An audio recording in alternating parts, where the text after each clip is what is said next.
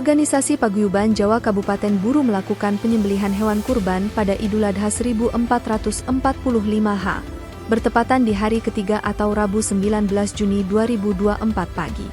Hal dikonfirmasi langsung Ketua Paguyuban Jawa, Agus Supriyanto. Supriyanto mengatakan total 7 ekor sapi yang dipotong, 1 diantaranya pemberian Widya Pratiwi Murad. Lokasi pemotongan hewan kurban di rumah Ketua Paguyuban di Dusun Pilar, Namlea Kabupaten Buru. Terlihat sekitar 10 orang tim pemotongan mencoba untuk menjatuhkan sapi. Anggota lainnya memotong dan memasukkan daging sapi ke dalam plastik untuk dibagikan. Dijelaskan, anggota Paguyuban Jawa diburu sebanyak 26.000 orang. Namun yang menjadi panitia kurban hanya 200 orang. Selanjutnya, hewan kurban tersebut akan dibagikan kepada anggota Paguyuban Jawa, anak-anak yatim, para janda dan fakir miskin.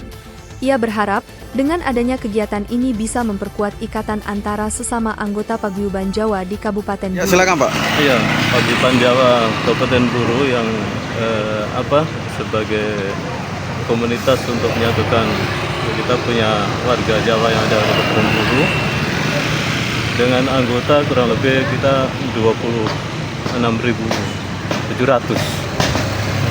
Ya.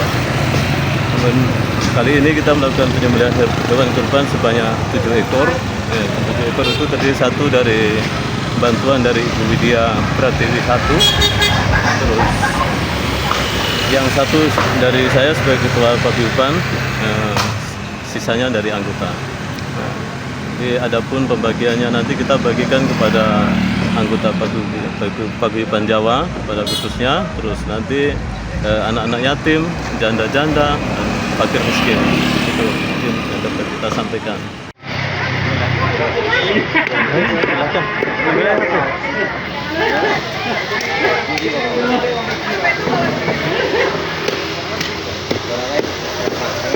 Download Tribun X sekarang, menghadirkan lokal menjadi Indonesia.